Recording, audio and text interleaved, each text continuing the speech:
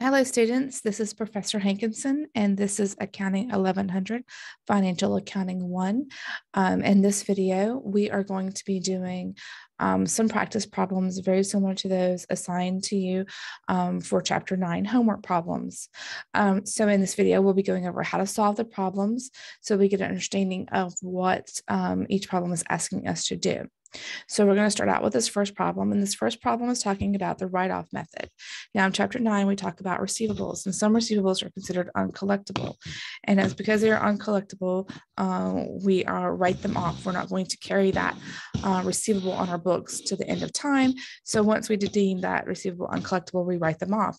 So this is a problem showing an example of problems that need to be written off, and that's using the direct write-off method. So we're going to go ahead and open up all the tabs. So let's start out looking at the instructions. All right, so it gives us two transactions. April 15th, we received $1,080 from Joe Brown and then wrote off the remaining that he owed of $4,350 as uncollectible. On August 7th, we reinstated the account of Joe Brown and received the payment of cash in full for the amount that he owed. So it wants us to journalize the above transactions using the direct write-off method for accounting of uncollectible receivables. And it says to refer to the chart of accounts. And then every line of the journal is used for debit or credit entries. So here would be our journal entry. We're going to go ahead and click on it, and we're going to look at each line of the journal entry and discuss it. All right, so the first one, April 15th, we're going to record the payment they received, $1,080. The portion that we're going to write off, you write off to the bad debt expense account. So the amount, if we look at gross, we'll go back up the top. So it says we received $1,080 from Joe and then wrote off the remaining that he owed of $4,350 as uncollectible. So if we look at our chart of accounts, we have what's called a bad debt expense account. So using the direct write-off method, whenever you write off an uncollectible receivable, you expense it to the bad debt expense account. All right, and that's exactly what we did right here on April 15th. So April 15th, we recorded the payment we received of $1,080, and then the remaining that he owed us, we deemed uncollectible, and we decided to write it off. So we're going to debit it to our bad debt expense account of $4,350. And our credit is the account receivable. So we had our receivable set up whenever we provided the sale or the service to Mr. Joe Brown. We did it on account. So when we did the original entry, for the original transaction, when we provided the service or the product, what we did was we debited accounts receivable for $5,430, and we credited our revenue account, whether it was a sales account or a service fees account. It was a revenue account. That's what we credited. All right, so it's been sitting as a debit to our accounts receivable until April 15th. So April 15th, Mr. Brown finally came in. He could only pay us $1,080. So we took the $1,080 and we wrote off the remaining. So we debit cash for $1,080. We debit our bad debt expense for the amount that he cannot pay, which is $4,350. And we go ahead and zero out that accounts receivable we set up by crediting that accounts receivable account for a total of $5,430. Now, we scroll back up here on August 7th. Mr. Brown showed up with the full amount that he owed us, which is $4,350. So what we're going to do is we have to then reinstate the receivable so that we can apply payment to it. So let's scroll down to the journal entry for August 7th. And if you see right here, the first thing we did was we reinstated that receivable. So where we had originally recorded it as a bad debt expense, we're going to reverse that out, and we're going to credit that expense account because we're reversing it out, and we're going to put it back into accounts receivable. But we're only going to do it for the amount that he owes us, which is the $4,350. So that's the first thing we do. So that first set of entries is reinstating the receivable. So we're putting the money back to receivable. And then the next step is we're going to record the payment. The first thing we do is we're going to go ahead and debit cash because he paid us full in cash. So we're going to go ahead and debit cash the $4,350, and we're going to show it as a payment to the accounts receivable by crediting accounts receivable for $4,350. And that is how you do the direct write-off method, writing off a receivable that's uncollectible and then reinstating the receivable once you receive payment in full. All right, let's move on to the next problem. All right, so this again is using the direct write-off method. It says, wants us to journalize the following transaction. So August 2nd, we received $1,860 from Paula and wrote off the remaining she owed of $1,470 as an uncollectible. So again, we're using the direct write-off method. So the first thing we're going to do is we're going to record the cash we received of $1,860. And then we're going to record the amount that's uncollectible to the bad debt expense account, which is $1,470. If we add these two amounts together, 1,860 plus 1,470, the total amount that we're going to credit out of the accounts receivable for Paula is $3,330. All right, so on December 20th, Paula, we're going to reinstate the account for Paula, and we received the remaining she owed us of $1,470 cash in full payment. So the first thing we're going to do is we're going to reinstate her receivable. So we're only going to reinstate it for the amount that she owed us, which is the amount that we recorded to the bad debt expense up here. So we're going to start out by reinstating her account by debiting the accounts receivable account of $1,470. And we're going to take it out of the bad debt expense account. So we're going to zero out this bad debt expense that we had created when it was uncollectible. Okay, so that's the first step. Now, the second step is to record the payment, the collection of the payment. So we're going to go ahead. First thing we're going to do is debit cash because she paid us in cash, $1,470. And we're going to show the accounts receivable paid off by crediting accounts receivable. So go ahead and check our work. Oh, accounts receivable. There we go. I clicked the wrong one. All right. So there we go. All right. So let's move on to the next problem. All right. Now we are going to talk about the allowance method. All right. So let's look at a problem using the allowance method. Okay, so again, April 15th, we received $1,080 from Joe Brown and wrote off the remainder he owed of $4,350 is uncollectible. Again, on August 7th, we reinstated the account of Joe Brown and received the amount he owed us of $4,350 cash. So let's look down here. It wants us to journalize the above transactions using the allowance method of accounting for uncollectible receivables. So let's go ahead and scroll down. Let's look at our chart of accounts. Okay, I highly recommend when using chart of accounts, you highlight, copy, and paste so you don't have to type. Makes it a lot easier. So let's go ahead and look at that first set of journal entries.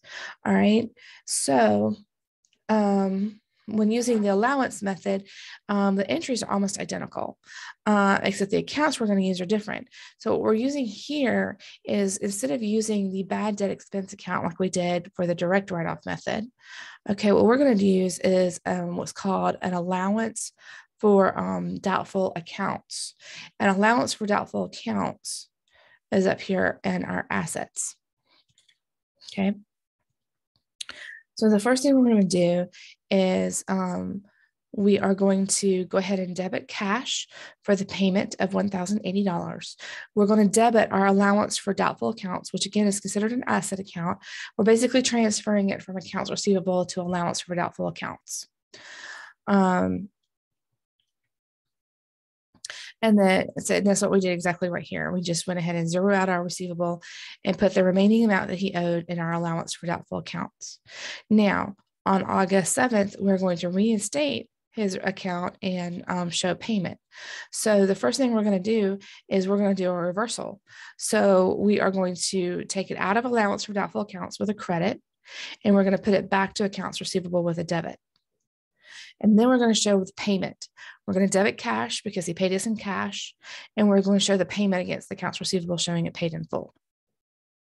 So very similar for the direct write-off method, except the accounts that are is used instead of bad debt expense, we're using allowance for doubtful accounts. Another practice problem using the allowance method. So again, we're going to select our drop-down menus. So on August 2nd, what we're doing is we are showing payment received and the total of $1,860. We are going to write off the remaining amount that she owes using the allowance method. So the remaining amount she owes is $1,470. Okay, and then we're going to go ahead and reverse out that accounts receivable for Paula. And her receivable total on the books was $3,330. Okay. Now, on December 20th, we're going to reinstate the account for Paula and show the payment in full for the amount that she owes. So to reinstate, the first thing we're going to do is we're going to do a reversal. So we're going to debit accounts receivable for that $1,470, and we're going to reverse out the allowance for doubtful accounts. We're going to reverse it out. All right, so that's the first thing we do to reinstate the account. Next thing we're going to do is we're going to show it being paid in full. So we're going to go ahead and debit cash because we received cash of $1,470, and we're going to go ahead and close out that receivable showing it paid in full. And check our work. Okay. All right, so let's move on to the next problem. All right, so the next problem is talking about percent of sales. So it says at the end of the current year, accounts receivable has a balance of $885,000. Allowance for doubtful accounts has a debit balance of $8,000, and sales for the year has a total of $3,980,000. Bad debt expense is estimated at 1.1% of sales. It says determine the amount of the adjusting entry for uncollectible items. Then it wants to determine the adjusted balances for accounts receivable, allowance for doubtful accounts, and bad debt expense. And lastly, it says determine the net realizable value of the accounts receivable. So I'm going to go ahead and click on here so we can look at the math and how this is calculated.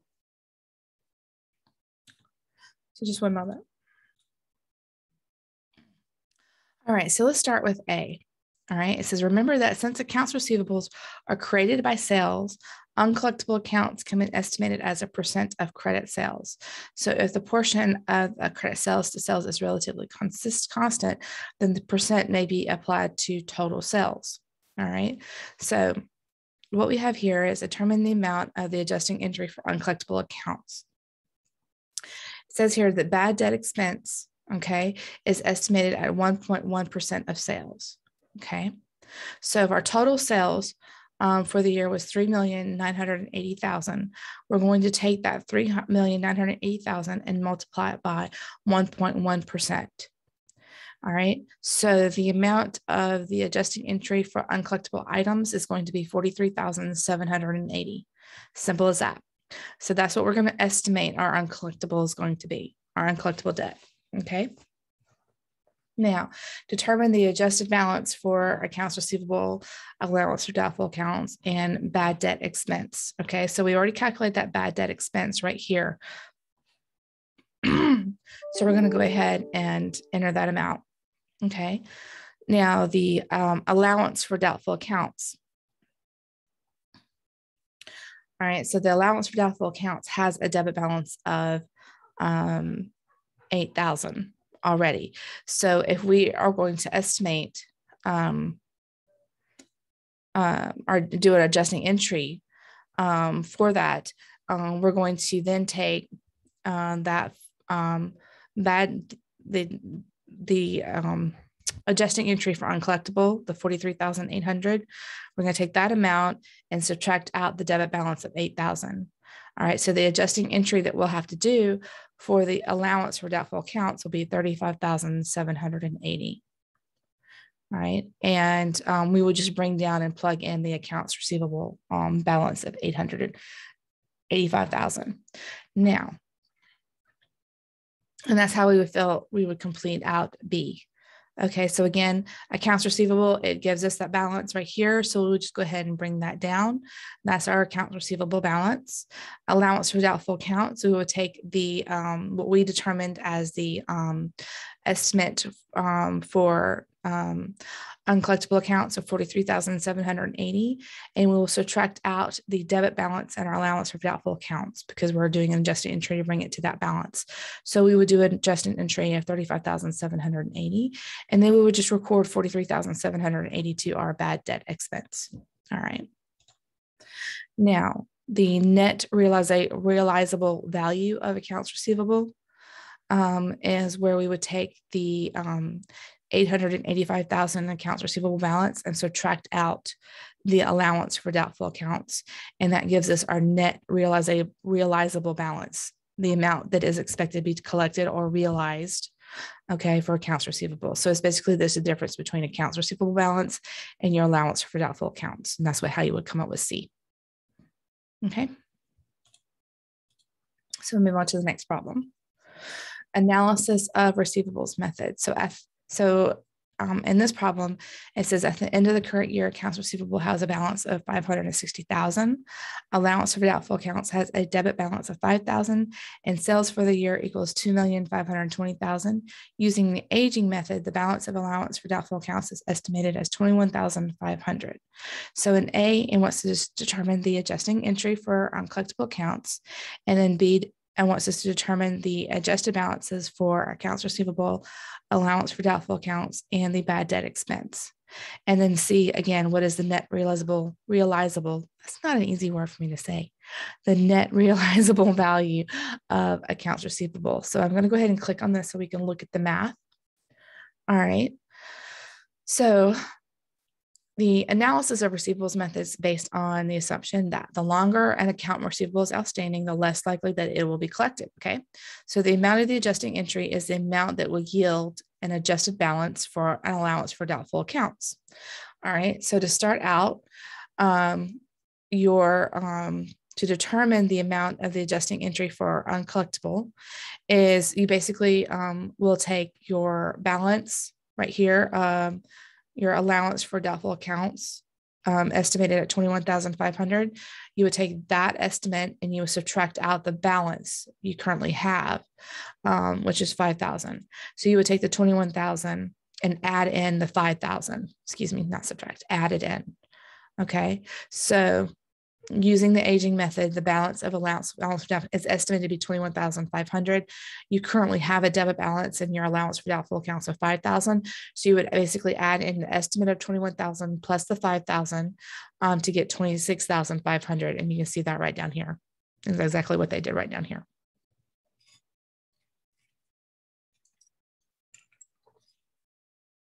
All right.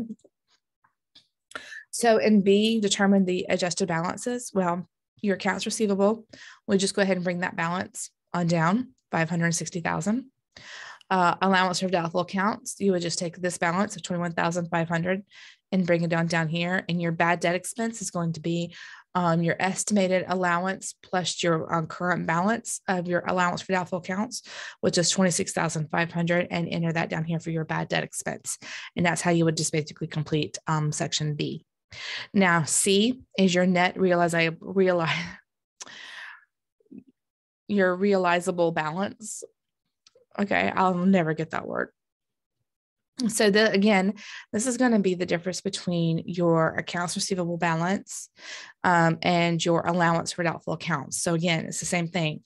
You're going to take the difference between 560,000, subtract out 21,500, and that gives you 538,500. And you can see that math right down here. Okay.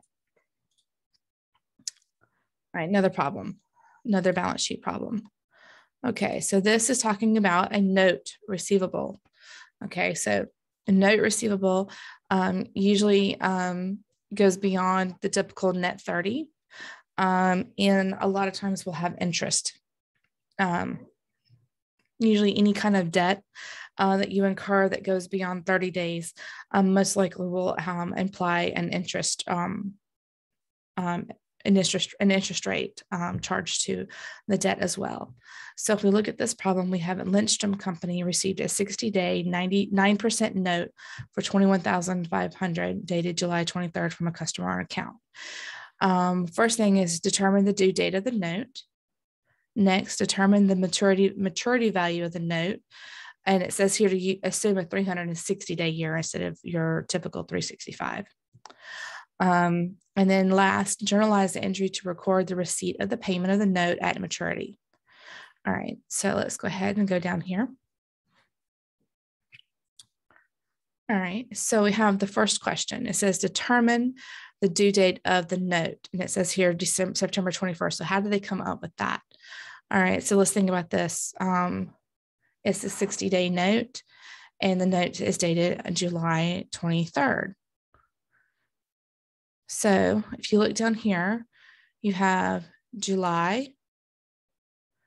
All right, at July 23rd, you have 8 days remaining in the month of July. All right, then you have 31 days in August. Okay, so if you put, let's start out, 60 days. I start out with 60 days. This is how I do it. I start out with 60 days. And then I say, okay, I signed the note on July 23rd. From July 23rd to July 31st, that's 8 days. So I'm going to subtract out 8. All right. And then the month of August has a total of 31 days. So I'm going to subtract out 31 days.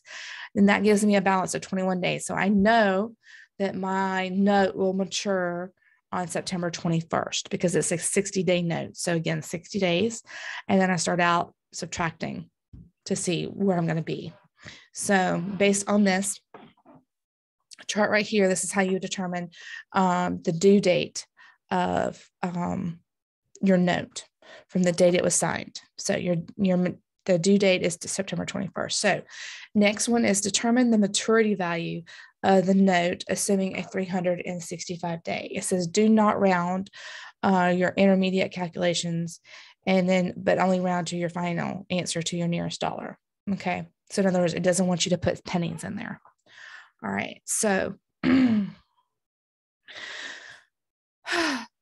first thing I do when I'm calculating this out is I start by taking the 21,500 and multiplying that by 9%. Okay.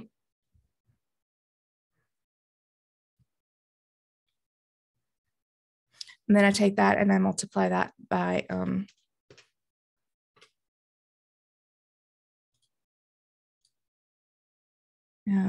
but as I said, so I start by taking the 21,500, which is the total face value of the note, 21,500, multiply that by the percent rate of 9%, multiply that by a total of 60 days. And then you're going to take that number and you're going to divide it by 360. So let's start out 21,500 times 9%.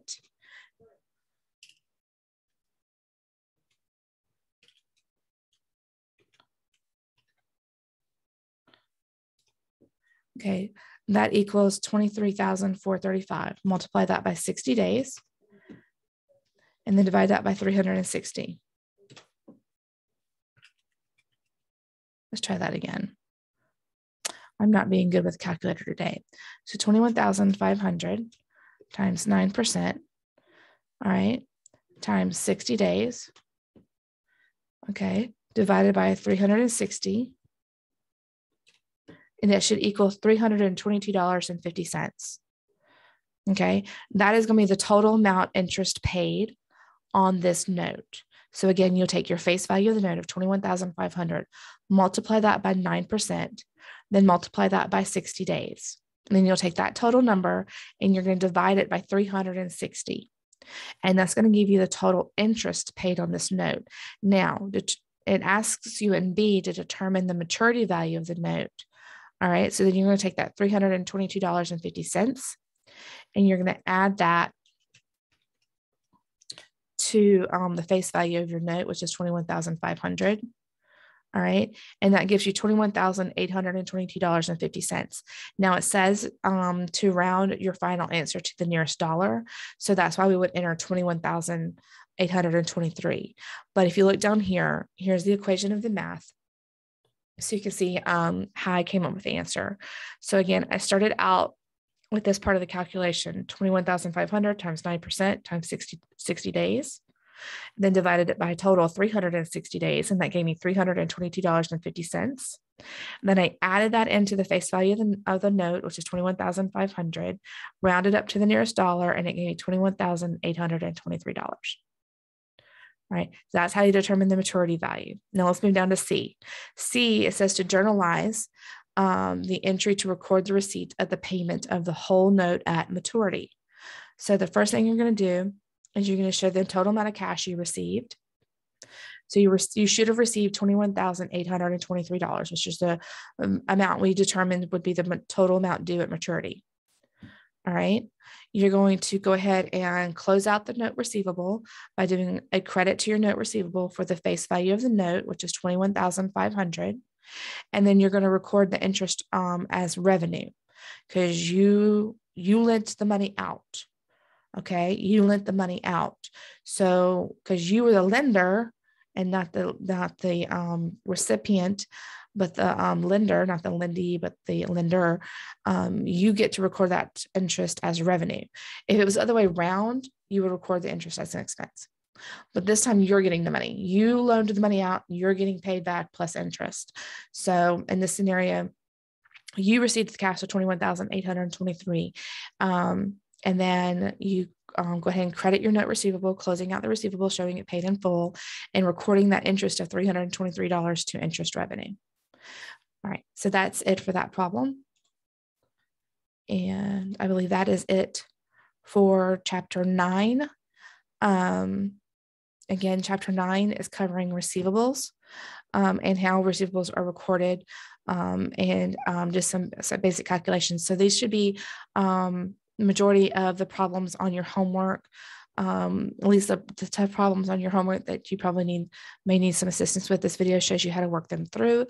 So again, if you have any questions or concerns, feel free to email me, and I wish you guys all the best of luck.